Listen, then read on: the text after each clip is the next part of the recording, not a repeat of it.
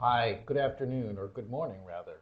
I'm Doug Cha, the Executive Director of the Governance Center here at the Conference Board, and welcome to today's webcast, which is basically a post game summary of cybersecurity, crucial collaborations, highlights from the Conference Board's 2018 Cybersecurity Conference, which took place earlier this year.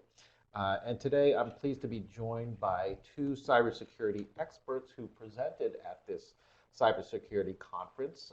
We'll hear perspectives on the evolving threat of cybersecurity, strategies to help for companies to prepare for such an attack, and the role of the board and leadership in managing and mitigating these types of risks.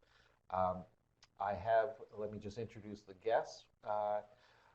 Larry Clinton, President and CEO of Internet Security Alliance. The ISA is a multi-sector trade association that focuses on thought leadership, policy advocacy, and developing best practices for cybersecurity. He's a governance and cybersecurity expert and wrote a critical book, Cyber Risk Handbook for Corporate Boards, endorsed both by DHS and DOJ. So Larry, thanks so much for taking some time to be here today. Other guests, Jason Healy, Senior Research Scholar at Columbia University's School of International and Public Affairs. Jason's also a Senior Fellow at the Cyber Statecraft Initiative of the Atlantic Council. He specializes in cyber conflict, competition, and cooperation. And he started his career as an Air Force intelligence officer with jobs at the Pentagon and NSA, and later was Director for Cyber Infrastructure Protection at the White House in the George W. Bush administration. A couple of things before we begin in terms of housekeeping.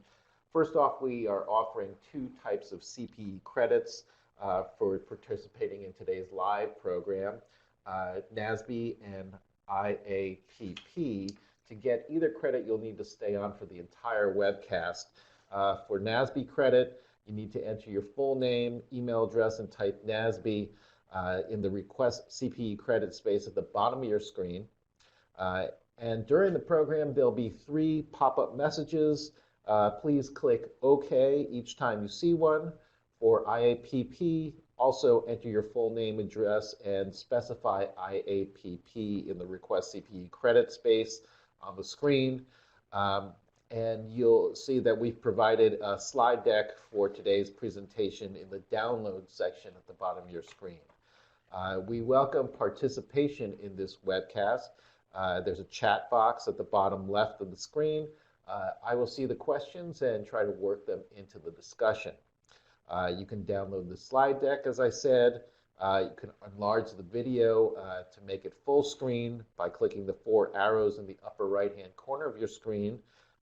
Please do complete the program evaluation at the end for recommendations on how we can make future webcasts even better, and also suggestions for topics.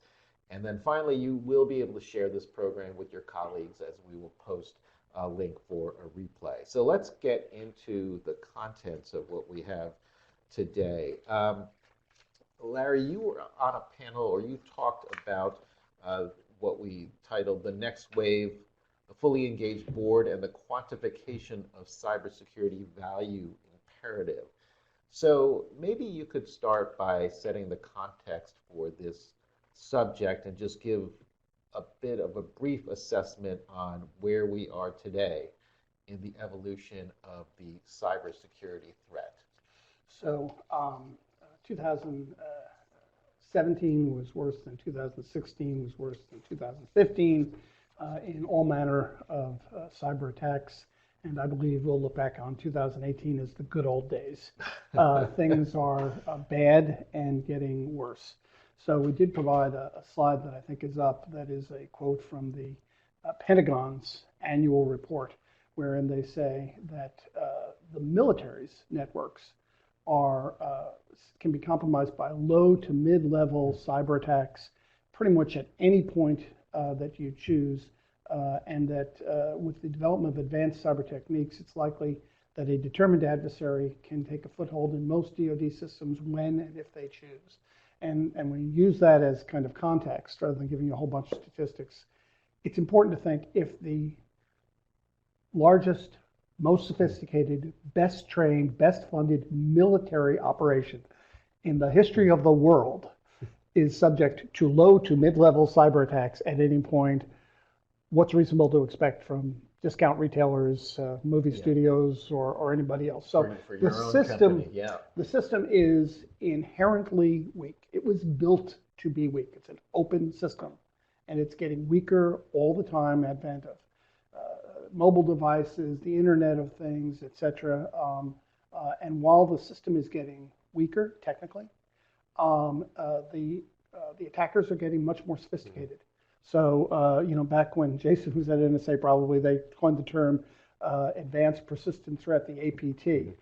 We now refer to the APT as the average persistent threat, meaning the sort of sophisticated high-end attacks that we saw a decade ago just between nation states and the military.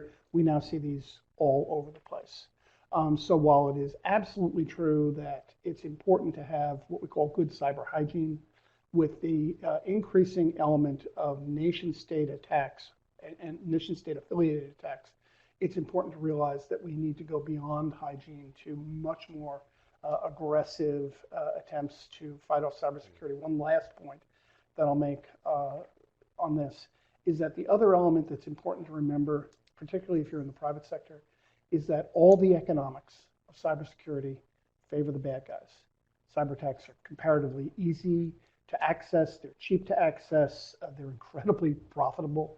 Cybercrime is in the trillions of dollars a year. Great business model, use the same things over and over again. Whereas on the other hand, defense, we're defending a vulnerable system. It's hard to show return on investment to things you've prevented, and we have virtually no help from law enforcement. We maybe prosecute 1% of cyber criminals. So the system is bad, things are getting worse, and a lot of the equities stand against us.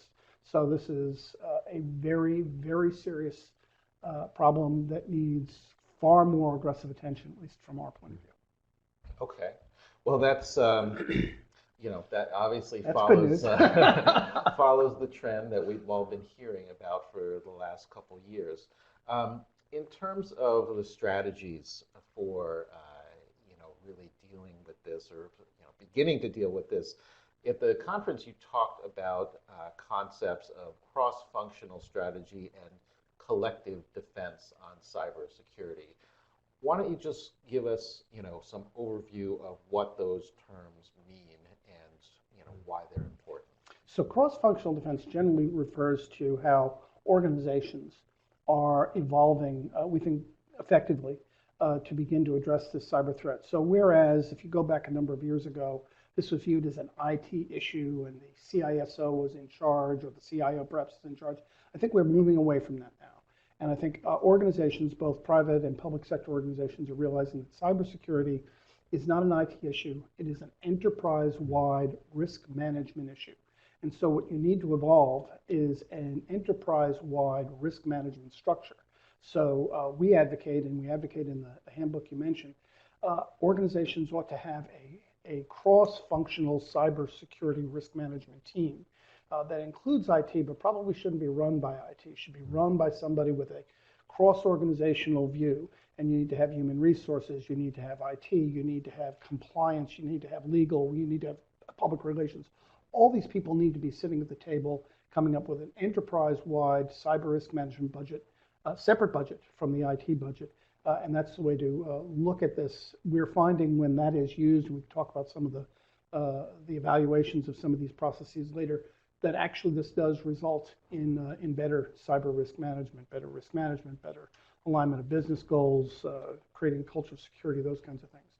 Collective defense is an entirely different thing. So collective defense refers to where the Trump administration is really building upon the work of the Bush administration and then the Obama administration.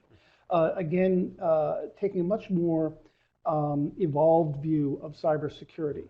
So as I mentioned before, one of the things that we're seeing now is an evolution in very sophisticated attacks, sometimes nation state, sometimes nation state affiliated. And the reality is that the private sector is now on the front lines of cyber attacks. So when the Chinese attack, they don't just attack Fort Meade, Maryland. They attack hospitals, they attack banks, et cetera, et cetera. And what we need to know, what we need to realize, and what collective defense does realize, is that the way the private sector and the public sector assess cyber risk is not the same. In the private sector, it's a purely economic decision. Private sector, frankly, has a higher risk tolerance than the public sector. That's why, every retailer knows 10% of the inventory is walking out the back door every month. Why don't they put in more guards and cameras? Because it's going to cost them 11%, purely economic. But the public sector has economic considerations, but they also have non-economic considerations, national defense, privacy, et cetera. But we're all using the same system. So there is now a delta between cyber defense operated by the public and cyber defense as needed by the public, operated by the private sector needed. And we need to find a way to close that gap. That's what the collective defense model is an attempt to bring the private sector and public sector together in a much more engaged sort of partnership, considering, for example, the economics and the economic disparities here.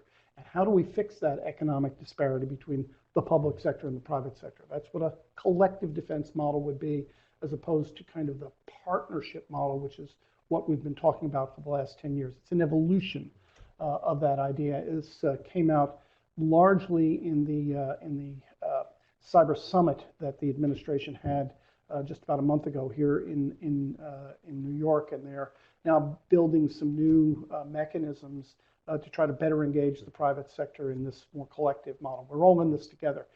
Last point on that, it's really important to realize that, because one of the problems I think we had in terms of making more progress on cybersecurity over the last 10, 15 years is that there was initially this blame the victim model, where a corporation got attacked and lost data and said, let's penalize them. And we were blaming the victim. And what we have to realize is that in cybersecurity, unlike most corporate malfeasance, where the SEC or the FTC needs to come in to protect consumers, in cybersecurity, the consumer, the companies, and government, we're all on the same side. The bad guys are out there attacking all of us. We need to pull together. And that's what the idea behind collective defense is. And Jay, you're seeing the same thing, I take it. Oh, without a doubt. I really agree with the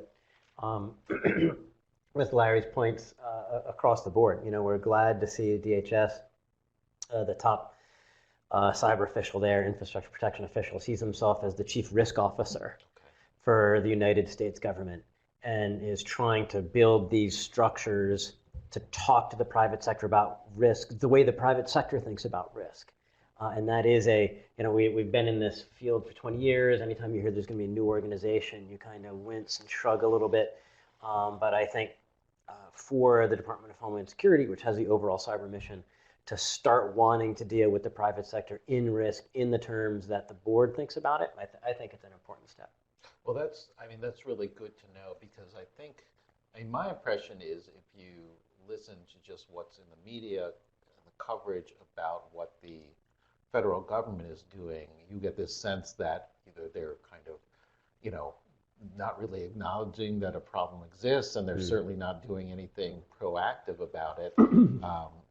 We talk a lot about kind of nuclear threats from other nation states, but we don't talk about the cybersecurity threat, which is probably, probably more likely than nuclear war. So it's good to hear that the federal government is proactive. We just don't hear about it in the media, I guess. Yeah. So, okay. So in terms of the board's role at a corporation for overseeing risk management, like you said, there's some who still view cybersecurity as just one of many risks the corporation faces. You have the CISO, who is really tasked with dealing with that and being the owner. And so, explain maybe to the board audience, what's the flaw in this logic? I mean, you did a little bit of that, but in terms of their routine of having the CISO report to the board maybe once a year, or the audit committee a couple times a year? What's the mindset here that seems to be off?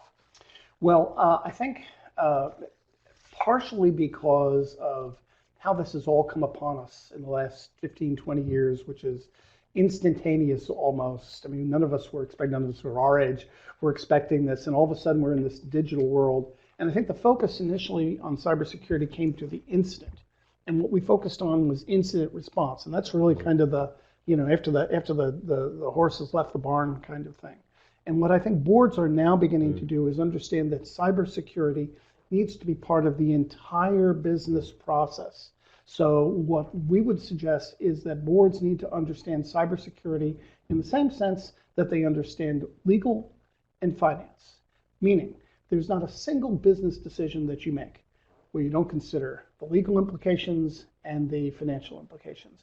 In the 21st century, there's not a single business decision a board makes that doesn't have a significant cybersecurity component to it. If you are launching a new product and developing a new supply chain, if you are developing a new strategic partnership, if you're doing a merger or acquisition, all of these have major cybersecurity implications. So cybersecurity doesn't have to be, it shouldn't be just tacked on as an IT presentation at the end of the board meeting for 15 minutes so you can check the box, although it's very important to check that box for legal reasons. But it really needs to be woven into the entire business process, needs to be considered all along the line, needs to be, and that conversation needs to happen. So for example, I deal with a lot with CISOs, and they'll get called in on cybersecurity issues, and they'll say, I had nothing to do with this. That was the research and development people who came up with this product, and they didn't consider cybersecurity. And now we have a cybersecurity problem. So these issues need to be in product development, in resource management. So it needs to be considered throughout the entire process. And what we have suggested is that there's five principles that boards need to understand. They need to understand, as we've already talked about, that it's not an IT issue. It's an enterprise-wide risk management issue. They need to understand their unique legal obligations, which change sector to sector, business to business. They need to access adequate cybersecurity resources. Most companies don't have that. They're going to need to bring that in from the outside.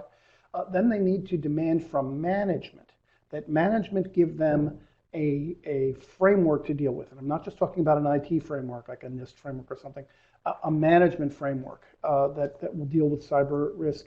And then finally, the board needs to develop a risk appetite, a cyber risk appetite that needs to be done, including the economics of things. The reality is that most IT innovations undermine security. So voice over internet protocol is really cost efficient and is much less secure than traditional telephony. Bring your device to work really enhances employee satisfaction, really undermines security. Developing a long international supply chain to produce your products really cuts cost, undermines your security. Most cloud configurations, same thing. You can go all the way down the line. So when boards need to consider what they need to do, which is to drive innovation, productivity, growth, they need to also blend in cybersecurity, and there are economic mechanisms to do that. And we can get into this later if you like. I don't want to monopolize here. But there are, fortunately, some new risk management tools that, for really kind of the first time, begin to look at cybersecurity in a much more evolved sense that includes the economics and gets away from kind of these checklists that we've been using for the last 10, 15 years. Yeah, so that's that's really a good way to look at it. I mean, it's almost like as the corporations are using more of the tools from the innovation out there, they're just increasing the risk and not really factoring that in. All this kind of movement to the cloud, employees moving to web-based applications for everything. Human resources, expense reports, all of that. So, I mean, have you seen some folks kind of hesitate to go in that direction? So, maybe we'll stay a little bit old-fashioned here and, do things by paper because that is more secure. Yeah, but it is more secure, and we are seeing movement back, and that can use in Mm-hmm. certain spaces. I mean, I think in the election space, we're Yeah. already seeing that. Yeah. Where people are saying it would much be better with paper ballots. Yeah, we'll But the deal with rea- hanging chads instead of Exactly the right. alternative. Yeah. That's right. But the reality is that I don't think we're going to be able to put the digital genie back in the bottle. Sure. We are living in the 21st century, and we're going to need to learn to manage it. And while it's true, we've already talked about some innovations and some activity in both the public and private sector. I think that that's great. We're supportive of that. I'm sure Jason, can go into greater detail than I can even. But the truth is that we are not doing nearly enough. We're not moving nearly fast enough. We're not investing nearly enough in this. As I said, the bad guys are way, way, way, way ahead, and we're playing catch up, and we're doing some really good things, but we're not moving as fast as they are. One of the things about the bad guys, the criminal community, is it turns out they're actually pretty good business people. So they're taking some of these trillions of dollars that they're getting, and they're reinvesting it in the business. So, for example, one of the problems I mentioned at the beginning is that the internet was created insecure. It's got vulnerabilities throughout it. Nobody codes from scratch. Everybody's building on the old insecurities. So we knew that there were insecurities in the core protocols that make up the internet. But the bad guys are going back and finding all new ones that we didn't even know were there. They're doing their own R&D. So we need to understand that this is a serious fight, and no, we're not going to be able to put our heads, under the covers and go back to 1950. We need to kind of move ahead and be much more creative and innovative. That's a really interesting way of looking at it in terms of it's not just us against a bunch of bad people. It's us against people with a different business model that has to be it's organized crime essentially, and they might be doing a better job with R&D and reinvestment than we are. And they've figured out information sharing, they've figured out trust models, they've figured out markets. I mean, they've really done a great job. Yeah. They've done a better job at that than we have. They've figured out there's not enough human resources to do this well. Right? They've really segmented themselves well. And if I could go back, I really wanted to pile on some of the points that Larry made. A lot of times when I talk to boards or CFOs, I'm talking to financial institutions. And one of the ways that I put how Larry talked about it is your bet on information technology is the longest position that you have ever taken, right? You are long in this. You are in deep in your debt on cybersecurity and on your IT infrastructure generally. You don't know it, but you're an IT company, essentially. And what's the hedge that we've got on that? The hedge is a limited spend on cybersecurity, a limited spend on business continuity and resilience, a limited spend on crisis management. And this is a franchise-ending bet, right? If you get this wrong, if you've hedged this not well enough with cybersecurity, your IT is going to take you down, as we've seen with countless companies that took major hits and whose share price is still suffering after the hits. After we saw Target, after we saw Equifax and others, you started to see the institutional investment community lay in lawsuits, saying that the company was not a good steward of their IT investments. You're seeing board directors and CEOs to be held responsible for this. In some cases, they're even trying to get personal liability for this because of the bad decisions. Those haven't hit yet. But if I'm looking at a board, I want to see, do they have someone that really has responsibility to this, that has some kind of information technology background? Some of my friends that come out of the white hat hacking community, so they're hackers, but they've always been working to try and improve the defense, and they're getting hired on boards, by significant boards, because they understand this, and the boards that understand, they need professionals that understand this community. And they're on boards, or are they brought in as consultants to boards? Both. Okay. Both. And so, we talked a lot about the economics. Larry, I guess, one thing that you talked about the conference is very important was that you can talk about all this organizational wide, kind of organizational issues. But for a lot of these business people, they want to see the ROI. What's the return on cybersecurity investment? And so obviously for the board, they want some kind of a dashboard. and they want to understand, how does this impact firm value and the company's financials. So how does one quantify ROI in a way that's going to be useful for the board in doing their risk mitigation job? So I think we had a couple of slides that might be helpful here. But basically what you need to do is you need to, first of all, take a look at the skills that are required for cyber risk management. Because I think boards initially thought, well, it's just the IT department, just tell me what you need, we'll sign it up and get a new software or whatever, and off we go. So what we've listed here are some of the really important skills that need to be brought into this. You need to understand this is a complicated issue. The technology is complicated, the businesses are complicated, this isn't going to be solved, just by, snapping our fingers. So when you put together that group, they need critical thinking ability, they need an understanding of probability, they need training in calculated estimation, they need to be comfortable with numbers, they need to understand decision methods, and they need to be familiar with the business. A lot of the IT guys aren't familiar with the business. They're just the IT guy. So that's why you need this kind of broader sort of group brought in. We need to change the focus away from attacks and put it on impacts. So we need clearer terms. We need no bogus math. A lot of cyber risk management in the past has really been done with a bunch of guys sitting around a table, sitting there. Well, what do you think of that threat? Well, I think it's 5. Oh, I think it's a 3. Okay, let's call it a 4. Finger in the wind. Finger in the wind. Method. Is it green or blue?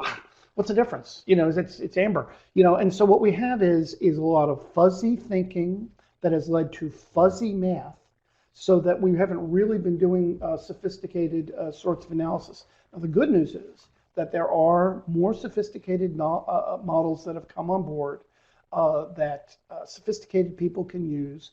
So there's, for example, the FAIR model, there's the X Analytics model, there are a number of others out there. These are open source. I mean, you can hire consultants who will come in and do it for you, but there are open source models out there that do blend the economics into this. One of the good things we've seen over the last couple of years is that there's been a tremendous increase in boards, responding, as Jason said. And so they've been increasing cyber budgets 20, 25% over the last 3 years. And now one of the things I'm hearing when I go to boards is, we're exhausted. And they're telling me, we're not going to increase your budget 25% every year. So we need for you to tell us what you need to spend on and what we don't need to spend on anymore. So you need to blend all these things into these more sophisticated models, and we need to evolve cyber risk management to the same place where we have other risk management done, the same way we do with capital risk management. These are complicated decisions. We have sophisticated models that we need to apply. We haven't had those models until fairly recently, but now we do. So now we need the boards demanding that management use these models and provide them with a risk appetite for cyber that is based in the economics that will allow them to grow the business, which is what the board needs to do, but still mitigate the risk. That's a balancing act that pretty much has not been done previously, but that's the way that we need to be moving. So classic business decision within the corporation. And of course, you're going to have the business people say, well, that's just a cost center, like legal. We don't get anything back for that, so we need to spend more on the things that are actually going to produce revenue for the company. So, and this is why I think that it bothers me that when we talk about risk, most of the time we're talking about the downside risk. Yes. We're talking about preventing the bad things that can happen. One of the people that helped teach me about risk, a guy named Dan Gear, would always talk about the reason you have brakes in the car isn't so that you can stop, it's so that you can go faster. Right? If you have brakes, you know that you can stop confidently. That changes the way that you can drive and allows you to take more risks. And so a lot of technology, we're diving into the technologies because we're getting all of this upside risk, because it's cheaper, it's more effective, it's helping us do business. And so that cybersecurity, it's a hedge, right? It's allowing you to take those risks with the IT so that you can do what the business needs, so that you can connect to your customers, so you can keep your employees happy. And you need that to balance that upside risk with the downside risk of it could be the end of your business if you're making the wrong decisions. Or you could try to characterize it as a competitive advantage. Exactly so. So let's switch gears a little bit, Jason. At the conference, you talked about trying to build a more defensible cyberspace. And so, one initiative is this New York Cyber Task Force. Give us a little bit background on the task force and the report that they ultimately came out with. And I love it because it's exactly where Larry started us off in saying things are bad. They have been bad for a while because the attacker has all these advantages over the defender. And so we said, well, this is enough of this. We need to change this around. We need to, if we are ever going to change this, we need to give the defender the most advantage over the attacker at the greatest scale and the least cost. And we were really trying to dive in, and that's what I think made the New York Cyber Task Force different. If you had this conversation in Washington, D.C., it would be full of pessimists. It would be full of people that are seeing cybersecurity as, if you say cyber, they say, oh, it's full of criminals and nation states attacking us. If you had the conversation in San Francisco, everyone would be saying, oh, the internet is the future and we need to, it's full of optimists. New Yorkers were realists, right? We know we're in the middle. We have the boards, right? We're out there doing this for commerce, for society. We're building culture. We're in the middle of having to be these optimists and pessimists. We've got to be the realists in the room. And so we tried with this structure to say, what is it that we can give us, the defenders, the most advantage at the greatest scale at the least cost? And so who put together this cyber task force and just, who was on it? Yeah, well, what great. types of people? Yeah, thank you. We had a mix. So we had people that had created companies and cybersecurity companies like Dmitry Alperovich. We had people like Jeff Moss, who was one of the most famous white hat hackers that set up the black hat at DEF CON. We had people that had come out of government and people that were here and were CISOs or on boards of internet companies or with regular companies, as well as people that were academics or had helped invent parts of the internet, people like Steve Bellman. So we really did have, I think, a bit more of a mix because there have been a lot of these reports. And so we tried to, what made us different was saying, trying to grab this idea of what is it that we can help ourselves at the greatest scale and least cost and greatest scale, and really just drive down that idea, take that vision and really see how far we could go with it. And so, one thing that you really tried to, the question you attempted to answer was how do we make cyberspace more defensible without just putting up all kinds of barriers that, make the thing unusable. And so, what people enjoy about the internet, there's utility, flexibility, convenience, cat videos, same day delivery. And so, what were some of the important takeaways about trying to balance this, kind of the practicality of why we love the internet? Well, you've got a slide up right now, I think, which tried to get into and saying, well, if we want to make the internet more defensible, if we want to give the defender the advantage over the attacker, tackling all the things that Larry mentioned in his comments, we said, well, let's start by going back and looking at what's made the biggest difference to date. So we looked at 5 decades of innovations. And it's going to be hard to see for anyone at home. It's really more of a cue just to go check out the report where you can look at it in more detail. But the leftmost column says, here are the technological innovations. The center column is the operational and organizational innovations. The rightmost were the policy innovations. The top half are the innovations that mostly affect a single company within that enterprise. And the bottom is what across cyberspace as a whole. So most of our attention has been in the top left. That's technology for individual companies. So this is a firewall, an intrusion detection system, encryption. It's most of the things that a vendor is going to try and sell to you. But we actually get much more payout from the bottom left. That was technology that works across cyberspace as a whole. So for example, Apple has kicked off end-to-end encryption. So it's encrypted from your device into their servers. It never stops being encrypted. They can't even get at it if they wanted to. And you tend to get a lot more security. Because if something happens within the enterprise, even if it were a perfect firewall that was perfect at keeping out the attackers, every organization has to implement it correctly across their entire enterprise. So now you've got to get it right, done right, 10 million times to get the benefit. Whereas if we can do those things in the bottom left, Then you've done it once, and then it helps 10 million companies. And one last, because we were here talking about governance, we really found that in our field, we tend to overlook the organizational and the policy innovations. We had to invent the role of a computer emergency response team in 1988 when there was a massive virus that took over the internet. We had to invent the role of a chief information security officer in 1995 when Citibank got hit for $15 million by a Russian hacker. In 1995, we had to invent structures to share information around the finance sector and the other sectors in 1998. And so we really pushing these governance and these operational innovations because it's much easier for a hacker to circumvent a firewall than it is for them to circumvent information sharing or governance or board level attention to an issue. Did Y2K and all the kind of drama around that, did that end up kind of playing a part in all of To this? some degree, we learned a ton of lessons from that. Yeah. But then we dropped a lot of those lessons. So much of that structure that we picked up, for example, the White House started to pay attention, and that attention largely followed through. A lot of the information sharing followed through. What I really love about Y2K is that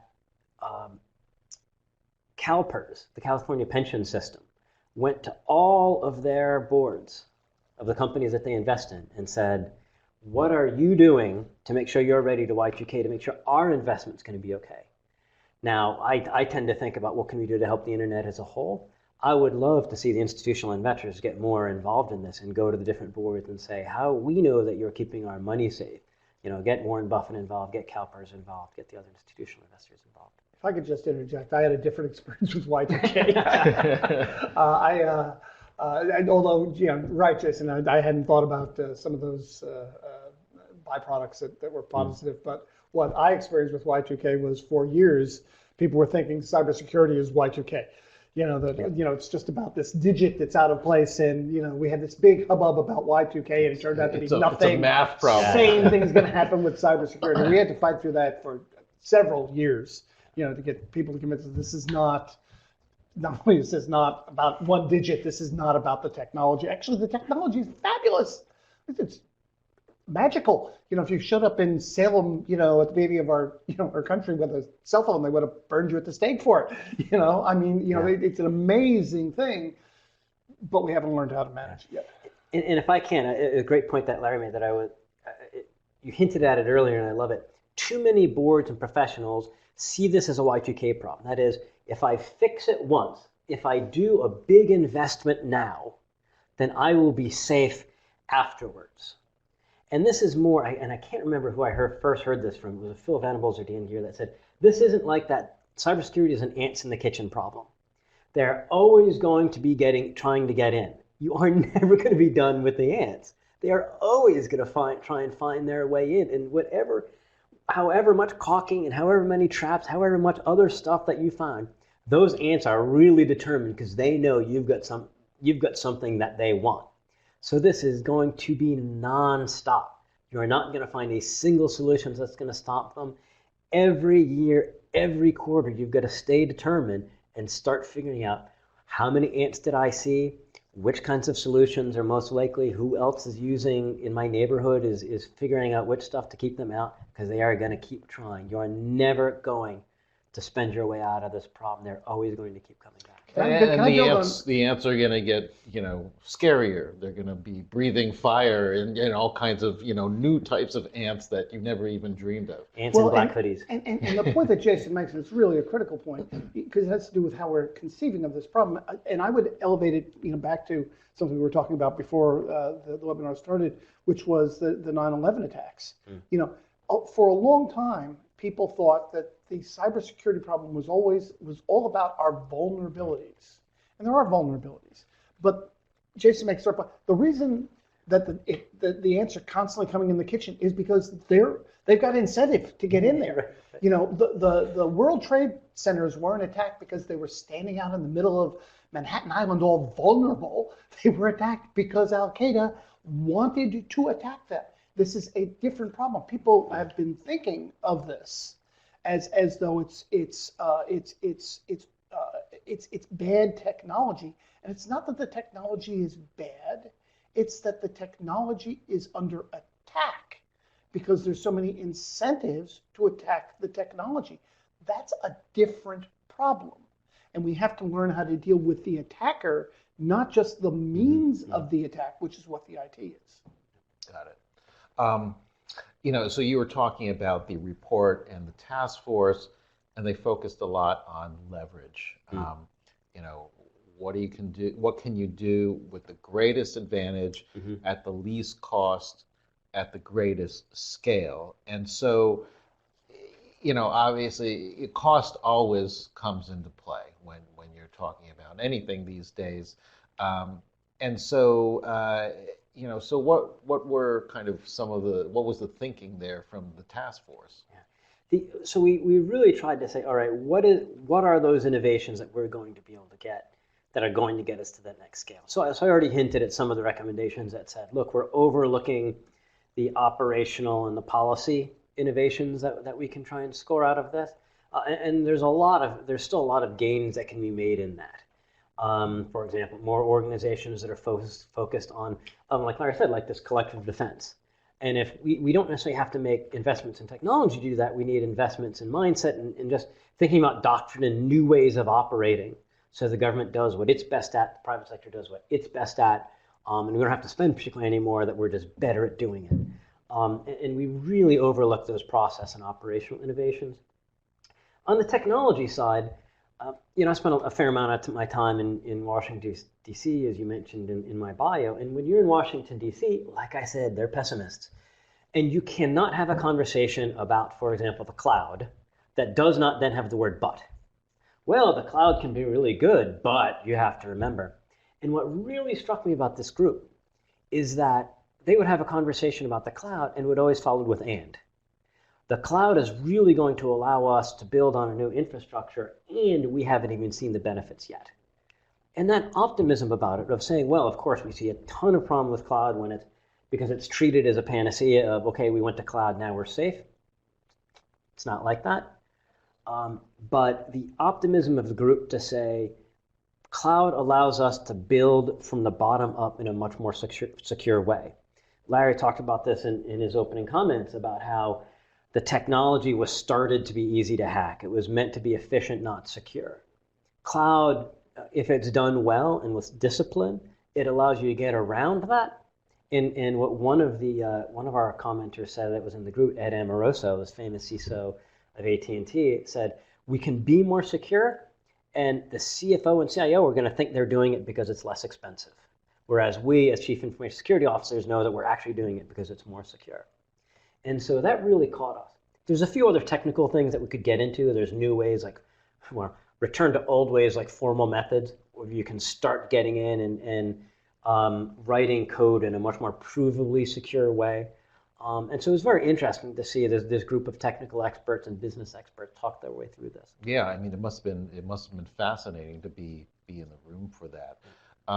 But yeah, I think that's a great point in terms of, when you think about innovation and leverage, operational and organizational innovation, as opposed to just thinking, what can we buy? As what kind of device or software can we just implement that will kind of, how do we involve the humans that we already have? And to tie it back to governance, we found that too many companies build their metrics and their security and their governance around what's going to get bought. Right? Okay, we need to buy a firewall. What's that going to cost? And it's focused on the ROI of the individual technological devices, which maybe you need to do. But I'm much happier when I see boards and other groups that say, all right, what are the metrics that are important to us? And some of the simplest metrics that I can see around that is how many attackers are inside our network right now? Is it zero? Is it non-zero? How good are we attacking them, finding them? Once we've found them, how long does it take to kick us out?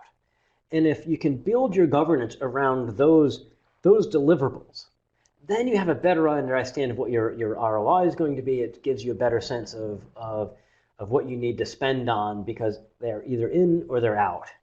Right now, are there ants in the kitchen right now?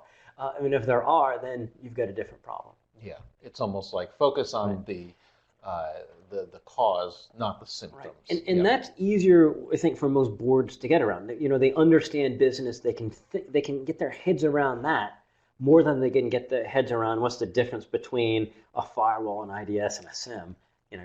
Some of the technical appliances. Got it. Jason, you also you moderated a discussion at the conference among cybersecurity leaders from private sector, public sector, academia, and looking at the hows and whys of enhancing the information sharing on cyber threats. Give us a little bit of a flavor for what that discussion was like, and was everyone just saying, everybody just agreeing with each other, or were there real points of debate? Yeah, it's and I think this is getting to the points that we've been talking about throughout, because information has been one of those things that had been treated for too long as, if we just share information, it will float all boats. If we can get information out there to the technical team of the companies, they'll know what to do with it, and we'll be much better. And it hasn't worked out that way. Very few of the companies that get shared information know what to do with it, that they're mature enough that they can say, this is what's happening right now, and here's what we have to do about it. That's different for the platform companies, for the cybersecurity companies, for the Microsofts of the world. There, we're doing a much better job of getting information to them so that they can improve everybody all at once. Because there's only a limited number of companies, and I think we're doing better at that. Groups like the Cyber Threat Alliance. For the rest of us, it's still tough because most of us can't work. So I think as a society, we're still trying to figure out, and as a community, where we're going to get that leverage, to use the word before. Which companies can make use of which information to make themselves better? Because at the end of the day, it's not about what information gets shared. It's about making the right decisions to take the right action that's going to keep the attackers out and make us more secure. And so I'm hoping with what DHS is doing now in collective defense, as Larry talked about, that we're going to start making those differentiations. Yeah. So I think if you're going to see a debate, it's about what the role of DHS and the government needs to be in that. Of how's FBI doing? Are they doing? They've been doing better over the last, say, 5 years to tell companies when they've been hacked. Sometimes on their information, sometimes on NSA's information. What's the role of DHS? Do they have to share, or can they rely on the private sector for that? Do we need things like clearances for some people in the private sector so they can get some of the classified information? We've been doing better at that over the last 5 or 10 years, but hasn't made much of a difference.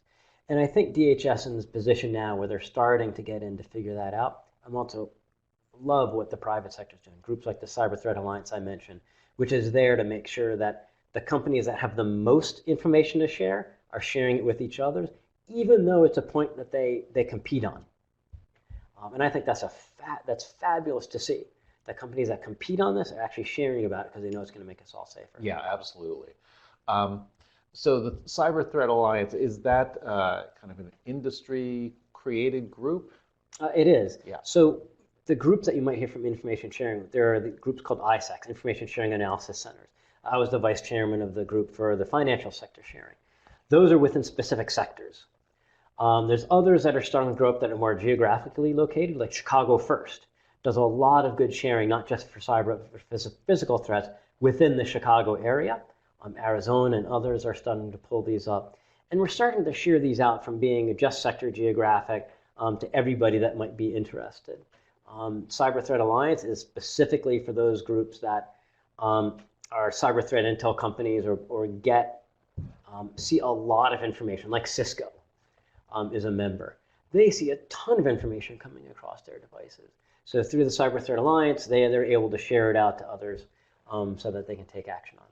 And I'm of curious, course, maybe talk a little bit about ISA. Well, so the Internet Security Alliance is a different sort of organization. So, for example, we think a lot of some of these more operational groups, and we attempt to collaborate with them. We focus a little bit more on thought leadership, public policy, and look for areas where there has not been a traditional focus on cybersecurity, such as boards of directors, such as auditors. Most companies are much more afraid of the auditor than they are of the cyber attacker. So we've been working with the auditing community to kind of reform the way cyber auditing is done, which, by the way, needs a lot of reforming. The way auditing historically is done is on a finance-based model, and finance is a backward-looking, check-the-box model, and cyber is a forward-looking enterprise risk management model. So we need to fundamentally change things. So that's kind of where we tend to focus, and we create these best practices, for example, boards and stuff like that. I did want to touch on some of the good points, or one particular that Jason was making, though, about information sharing, which is that we really are not yet seeing, but I'm hopeful we will see, some of the evolution in the mechanisms for information sharing, particularly when we get to the smaller firms. The larger firms actually do a pretty good job. You know, the major defense firms, the major IT firms, some of they're sharing information. The major telecom firms, they share information. But 90% of the internet is populated by small companies who don't have the resources and ability. And the emphasis at DHS historically has been on amount and speed. And when you get this stuff to anybody who's not just a small company, but is not a humongous company, you know, who's like a couple of $1 billion company, it's drinking from a fire hose. And as Jason points out, they can't use the information. So one of the things as part of the collective defense model that we are trying to urge our friends at DHS to adopt is frankly to dumb down the information sharing, turn it into usable chunks. If you're a small company, you don't want to hear all this stuff about, you know, where it came from and the tech. What small companies want is Norton antivirus. They want to know, what button do I push so I can go back to making my widget. I don't want to know where it came from. And we haven't done that yet. We haven't evolved our structures to make them more user-friendly. And that's what is, I think, the next critical element in information sharing. There's another area where we're working through ISA anyway, which is to assess some of the frameworks that we're working with. So, for example, the dominant framework that the public sector and government has been promoting for 5 or 6 years is the NIST framework. And we're big fans of the NIST framework. But the reality is that we have never tested the NIST framework.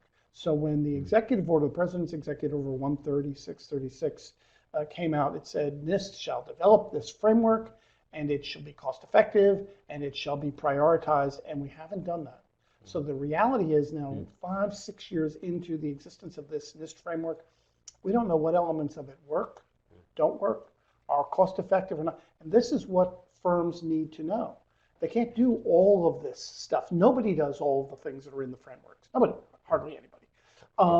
So you need to prioritize it, and that hasn't been done. So we need to have some systematic testing of the NIST framework so that we can tell small companies in particular, these are the elements that are going to really help, that are cost effective. These are the elements that are going to work, but maybe they're cost prohibitive. And these are the elements that really don't work at all. We can throw those aside. And then when we find elements that need to work but are cost prohibitive, and we will, that's where we need the government stepping forward and providing some incentives for corporations to do things so that, again, we can lower that delta between what is cost efficient for a company to do for commercial security and what is needed to be done as part of the national infrastructure for collective security. Well, one of the areas that I'm most optimistic about right now, and it's tough to be optimistic in this field, but it's one of the places where we could really see leverage coming in, that we were saying the greatest advantage of the defender over the attacker at the greatest scale and least cost. And that's where we're starting to see some things coming in on ratings, right? It's an idea that's been 20 years old. Can we have a UL, Universal Labs, for devices? And it's taken us a while, and there's been some things that have worked and some that haven't. But Consumer Reports is now trying to figure out how they can include that if they're talking about an electronic device that they give a recommendation for, that it has a cybersecurity area on it. It's going to take them a while. They're probably going to get the first one not quite right. It's going to take them a while to get it right. But just think about the leverage that we get from that. Where now, if you're going to buy a new phone, a new device, a new TV, that you've got an easy, simple way that you can intuitively understand by a name that you trust to do that. That would have been so difficult to do if we wanted to regulate that or legislate that. The more that we can get these kinds of ratings in place, there's a whole set of companies that can understand something about a company that you want to invest in, that you want to team with, that you want to include in your supply chain, that they can understand by looking externally how good their security is. Companies like Security Scorecard. And so we think that can really help us to figure out, because now we have much easier transparency for us to figure out how secure something is. And we think that can really start driving individual consumer choice and business decisions in a way that we just couldn't before. If I could just build on Jason's point, I think it's a good point, but I need to emphasize that when we develop these sets of recommendations or checklists or whatever you want to put in, they need to include the economics. Because the reality, one of my favorite things is that when I speak at a conference is ask, okay, who has a cell phone? Everybody raises their hand. How many people asked about security when you bought your cell phone? All the hands go down. The reality is we don't buy based on security. That's why we don't code based on security, because there are no jobs for secure coding. People want speed, they want apps, they want pretty. So what we need to do is make these devices cost effective. And to do that, you need to blend the economics in. So it doesn't help most consumers to know that if they buy generation, triple X of the iPhone, it's going to be really secure and it's going to cost you, $5,000. People aren't going to buy a $10,000 laptop because it's more secure. So we need to find a way to blend the economics and the security in together. And I think that is the tipping point. And a lot of this comes with us just doing the sort of testing that Jason is alluding for, and I was alluding to with respect to the NIST framework.